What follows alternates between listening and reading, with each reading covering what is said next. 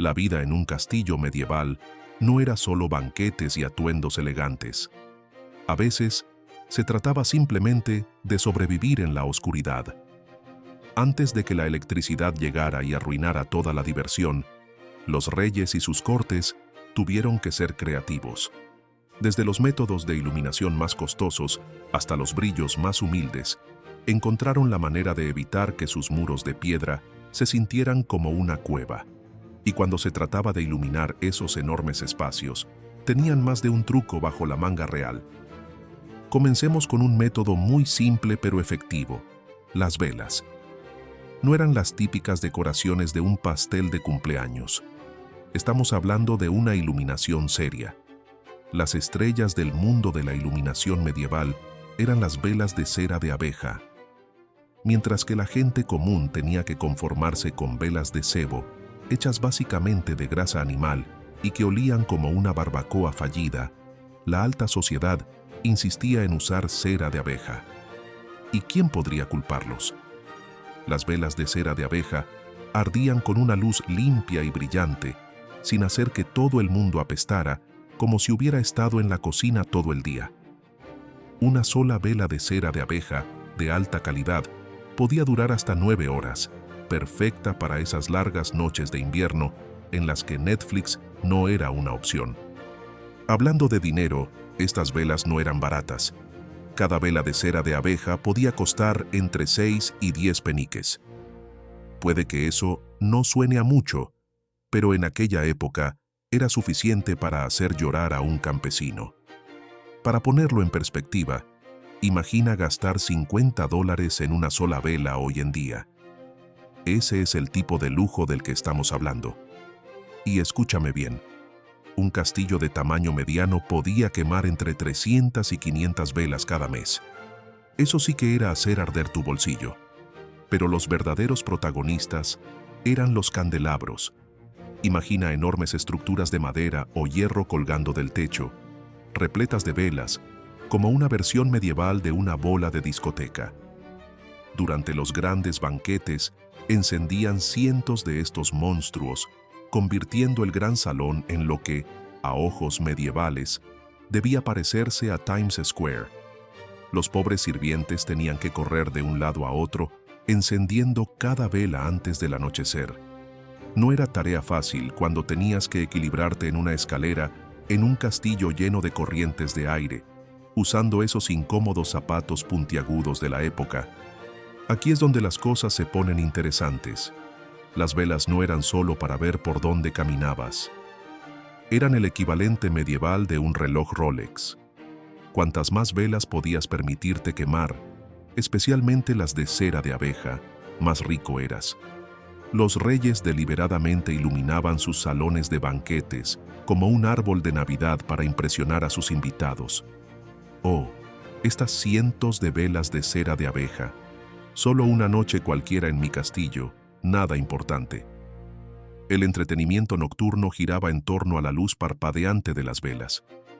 En lugar de maratonear sus series favoritas, los nobles se reunían alrededor de la luz de las velas para sesiones de narración de cuentos o para discutir los últimos chismes del castillo. Las decisiones de estado más importantes a menudo se tomaban a la luz de las velas, lo que probablemente explica algunas de las cuestionables decisiones de la historia medieval. Intenta leer un tratado de paz con una vela parpadeante y verás si no terminas aceptando casar a tu primogénito con un reino vecino por accidente. Administrar todas estas velas era un trabajo de tiempo completo. El castillo debía mantener enormes reservas de velas, especialmente en invierno, cuando el sol apenas hacía acto de presencia. Era como dirigir una tienda medieval de velas perfumadas, pero en lugar de tener 50 fragancias diferentes de maravilla invernal, solo tenías que asegurarte de tener suficiente luz para no tropezar con las paredes. Si las velas eran la opción elegante de iluminación, las lámparas de aceite eran el caballo de batalla confiable en la iluminación de los castillos medievales. Estas confiables luces eran perfectas para espacios más pequeños, algo así como las lámparas de mesa que usamos hoy en día. Excepto que, en lugar de enchufarlas a la pared, había que lidiar con diferentes tipos de aceites que harían que un inspector de sanidad moderno sufriera un infarto. Hablemos de lo que quemaban en estas lámparas, porque el menú era bastante peculiar. En las regiones mediterráneas, el aceite de oliva era la opción premium. Ardía con una luz limpia y brillante, convirtiéndolo en el Tesla de la iluminación medieval. Pero si te movías hacia el norte, encontrabas gente quemando grasa animal, lo que producía una luz con toda la gracia de una fogata ahumada. Algunos más ingeniosos usaban aceites de semillas de lino o frutos secos, mientras que en las zonas costeras adoptaban un estilo completamente pesquero con aceite de hígado de bacalao.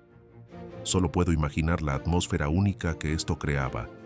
Nada dice, bienvenido a mi castillo, como el aroma de aceite de pescado ardiendo en el aire. El verdadero punto de inflexión fue la duración de estas lámparas. Mientras que las velas se apagaban después de 9 horas, las lámparas de aceite podían seguir ardiendo de 12 a 15 horas seguidas. Eso es más tiempo que una jornada laboral moderna, algo bastante crucial cuando intentas gobernar un reino sin electricidad. A los reyes, en particular, les encantaba tener estas lámparas en sus dormitorios, porque nada arruina el sueño real como que tu fuente de luz muera a mitad de la noche. El diseño básico era sorprendentemente simple. Tenías un recipiente hecho de metal, arcilla o cerámica, básicamente cualquier material que no se incendiara. Los medievales aprendieron esa lección de la manera difícil, estoy seguro. Luego colocabas una mecha hecha de fibras trenzadas como lino, cáñamo o algodón. Era el equivalente medieval de requiere ensamblaje, solo que en lugar de seguir las instrucciones de IKEA, tratabas de no prenderte la barba en llamas. Aquí hay un dato curioso que podría sorprenderte. Las lámparas de aceite eran en realidad un signo de buena planificación y gestión de recursos. A diferencia de las velas, que tenías que almacenar como si fueras un preparador para el fin del mundo, el aceite podía guardarse por periodos más largos sin echarse a perder. Además, podías comprarlo a granel y rellenar las lámparas cuando fuera necesario. Era la versión medieval de tener una membresía en Costco. Compras inteligentes para el administrador astuto del castillo. La ubicación de estas lámparas era un arte en sí mismo. Las encontrabas encajadas en nichos de las paredes, sobre mesas o colgadas en soportes diseñados especialmente. Los arquitectos más inteligentes del castillo creaban pequeños nichos con superficies reflectantes detrás de las lámparas para maximizar la luz. Los decoradores medievales sabían lo que hacían.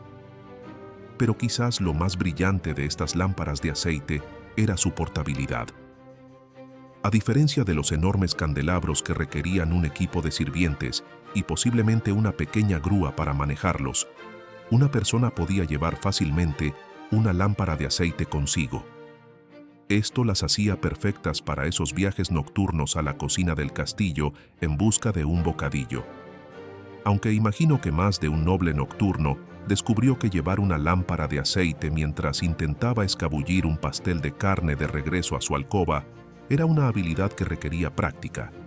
El verdadero desafío llegaba cuando era hora de rellenar estas lámparas. Un solo movimiento en falso y terminabas con aceite por todas partes. Y déjame decirte, quitar aceite de oliva de un tapiz medieval probablemente no era nada divertido. Hablando de peligros de incendio, es el momento perfecto para hablar de la opción de iluminación más dramática de los castillos medievales: las antorchas. Estas eran las estrellas del rock de la iluminación medieval.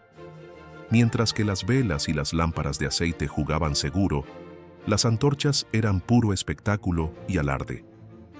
Básicamente, eran enormes palos en llamas que podían transformar cualquier pasillo aburrido del castillo en una escena de película de acción al instante. Pero estos chicos malos no eran solo ramas al azar prendidas fuego, aunque estoy seguro de que alguien intentó ese método en algún momento. Eran cuidadosamente fabricadas con maderas blandas como pino o abeto, generalmente de alrededor de 1 metro de largo, perfectas para iluminar el camino, y si no tenías cuidado, para chamuscarte las cejas accidentalmente. La parte inteligente era que las empapaban en resina o savia de árbol, lo que hacía que ardieran por más tiempo y con mayor intensidad. Era como el líquido para encender barbacoas de la época, solo que realmente funcionaba bajo la lluvia y el viento. La cantidad de madera que estos castillos consumían para sus antorchas era alucinante. Estamos hablando de entre 500 y 1000 kilos al mes. Eso equivale más o menos al peso de un coche pequeño en madera, solo para mantener el castillo iluminado. Los leñadores locales debían tener brazos como troncos de árbol. Había diferentes tipos de antorchas para distintas ocasiones. Las antorchas de mano estándar eran el equivalente medieval de una linterna, perfectas para esos viajes nocturnos a la cocina o para verificar si ese ruido aterrador era un dragón o solo el viento. Las antorchas montadas en la pared eran las instalaciones permanentes, básicamente las farolas medievales que iluminaban los pasillos del castillo. Luego estaban los elegantes braseros y soportes de antorchas para los patios y grandes salones, porque nada dice «soy importante» como una enorme columna de fuego controlado. Lo mejor de las antorchas era que podían arder durante bastante tiempo.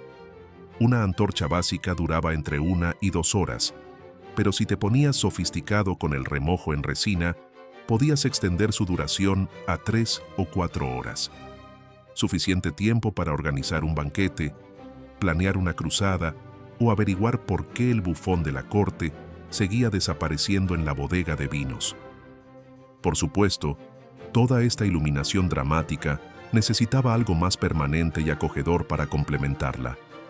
Ahí es donde entraba en juego el verdadero corazón de la iluminación de los castillos, la imponente chimenea, que hacía mucho más que solo mantener los pies calientes. Estas no eran simplemente agujeros en la pared con llamas, eran los centros sociales de su tiempo. Cada habitación importante tenía una, desde el gran salón hasta las cámaras privadas del rey, e incluso la cocina, aunque esa era más para cocinar que para lucirse. Pero mantener estos espacios enmarcados en piedra funcionando no era tarea fácil. Un castillo de tamaño decente quemaba entre 2 y 4 carretas de leña cada día. Eso significaba entre 60 y 120 carretas al mes. Solo imagina ser el desafortunado encargado del suministro de leña del castillo. Lo siento, mi señor, no podemos invadir Francia este mes. Gastamos todo nuestro dinero en leña. La chimenea no era solo una fuente de calor, también era un símbolo de estatus que gritaba: «Soy lo suficientemente rico como para tener un enorme agujero en mi pared que constantemente necesita ser alimentado con madera costosa». Los reyes y nobles exhibían sus elaboradas chimeneas con el mismo orgullo con el que los propietarios modernos muestran sus enormes televisores de pantalla plana. Cuanto más grande y ornamentada era tu chimenea, más importante eras, obviamente. La luz de estas chimeneas no era especialmente brillante, pero creaba un resplandor cálido y parpadeante perfecto para las reuniones. La gente se congregaba a su alrededor por las noches, compartiendo historias, tramando conspiraciones políticas o simplemente tratando de evitar congelarse el trasero real. Era como una cafetería medieval, solo que sin café y con muchas más conversaciones sobre espadas. Pero incluso con todas estas fuentes de iluminación, velas, lámparas de aceite, antorchas y chimeneas, los medievales aún tenían que lidiar con una gran cantidad de oscuridad. Esto llevó a algunos hábitos de sueño bastante interesantes que harían levantar las cejas a los expertos en sueño modernos. Podrías decir que tenían una relación completamente diferente con la hora de acostarse. Este patrón de sueño tenía un nombre, y se llama sueño bifásico. Bueno, los medievales no lo llamaban así, para ellos simplemente era lo normal. En lugar de nuestro moderno maratón de sueño de 8 horas, dividían su descanso en 2 partes, como si la noche tuviera una función doble. Y siendo sinceros, considerando lo oscuro que era su mundo, tenía todo el sentido del mundo. Así funcionaba. Poco después de la puesta del sol, todos se iban a dormir para su primer sueño, que duraba entre 3 y 4 horas. Luego, en medio de la noche, se despertaban durante un par de horas para lo que podríamos llamar su tiempo libre medieval. Los reyes usaban este periodo de vigilia para todo tipo de actividades: leer documentos importantes, probablemente entrecerrando los ojos con la tenue luz de una vela, tener reuniones secretas con sus consejeros, porque nada dice confidencial como una charla a las 2 de la mañana, o revisar la seguridad del castillo. Las inspecciones sorpresa debían ser divertidas para los guardias medio dormidos. Después de sus aventuras nocturnas, volvían a la cama para un segundo sueño de otras 3 o 4 horas. Era como si su noche tuviera un intermedio incorporado. Y esto no era solo una peculiaridad de la realeza. Todos, desde campesinos hasta reyes, seguían este patrón. Para ellos, era tan natural como para nosotros hacer maratones de series en Netflix. Lo realmente interesante es cómo este hábito afectaba la vida en el castillo. Durante ese periodo de vigilia a mitad de la noche, podías encontrar todo tipo de personas realizando sus tareas en silencio. Guardias cambiando turnos, sirvientes preparando el día siguiente o incluso el propio rey deambulando con una vela, pretendiendo hacer cosas importantes mientras en realidad solo buscaba un bocadillo de medianoche. Este patrón de sueño no era simplemente un capricho, sino que estaba perfectamente sincronizado con su situación de iluminación. Con una luz artificial tan limitada, la gente naturalmente seguía el ritmo del sol. Las noches de invierno eran especialmente largas, a veces duraban más de 14 horas. Eso era demasiado tiempo para estar en completa oscuridad, con solo unas cuantas velas y chimeneas. Dividir el sueño en 2 partes hacía que esas largas noches fueran más manejables y, francamente, menos aburridas. Pero incluso con sus ingeniosos horarios de sueño, los medievales necesitaban aprovechar al máximo la luz natural cuando podían. Y hablando de eso, hablemos de cómo los castillos fueron diseñados para capturar hasta el último rayo de sol. El sol. Lograr que la luz del sol entrara en un castillo medieval era como jugar una enorme partida de Tetris arquitectónico. Esas ventanas estrechas no estaban solo para que los arqueros dispararan flechas a través de ellas, sino que fueron cuidadosamente diseñadas para maximizar la luz natural sin comprometer la seguridad del castillo. Un auténtico ejercicio de multitarea arquitectónica. Los grandes salones recibían un tratamiento especial con ventanas arqueadas más grandes orientadas hacia el este o el sur. De esta manera, el rey podía celebrar audiencias y sesiones de la corte durante las horas más luminosas del día sin tener que gastar valiosas velas. Probablemente también sea la razón por la que la mayoría de los retratos medievales muestran a la gente con expresiones tan serias. Intenta mantener una pose real mientras frunces el ceño por un rayo de sol directo en la cara. Los patios de los castillos eran el equivalente medieval a una granja de paneles solares. Construidos en el centro del castillo, estos espacios abiertos se convertían en el epicentro de la actividad diurna. Desde sirvientes haciendo la colada hasta nobles practicando sus habilidades con la espada, todos se reunían en estos lugares soleados. Seguro que había una competencia feroz por los bancos más soleados durante las pausas para el almuerzo. Los constructores de castillos más inteligentes colocaban sus fortalezas en terrenos elevados, no solo por razones defensivas, sino también para asegurarse de recibir la mayor cantidad de luz solar posible. Era como si los desarrolladores inmobiliarios medievales ya comprendieran el valor de una buena vista. La ubicación de cada habitación importante se planificaba cuidadosamente en función del recorrido del sol. Algo parecido a las casas modernas con paneles solares, pero en lugar de cargar baterías, estaban cargando sus niveles de vitamina D. Pero, ¿qué sucedía cuando el sol se ponía? Bueno, ahí es cuando nuestro viejo amigo, la luna, tomaba el relevo en el turno de noche. La luz de la luna jugaba un papel sorprendentemente importante en la vida de los castillos medievales, aunque no fuera precisamente la fuente de iluminación más confiable. A los guardias les encantaba la luna llena, ya que les permitía ver posibles amenazas sin tener que agitar antorchas por todo el castillo como si fueran faros humanos. No era fácil ser sigiloso cuando básicamente estabas sosteniendo un enorme cartel de «Aquí estoy». Algunos reyes astutos incluso programaban reuniones diplomáticas al aire libre durante las noches de luna llena. Nada decía «Soy poderoso y misterioso» como negociar tratados a la luz de la luna. Aunque apuesto a que más de un documento importante terminó firmado con garabatos al azar, porque nadie podía ver bien lo que estaba escribiendo.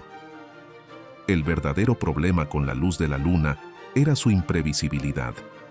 Las noches nubladas podían convertir el castillo en un juego de «adivina contra qué acabas de chocar». Y aunque estuviera despejado, no es que pudieras leer el último bestseller medieval solo con luz lunar.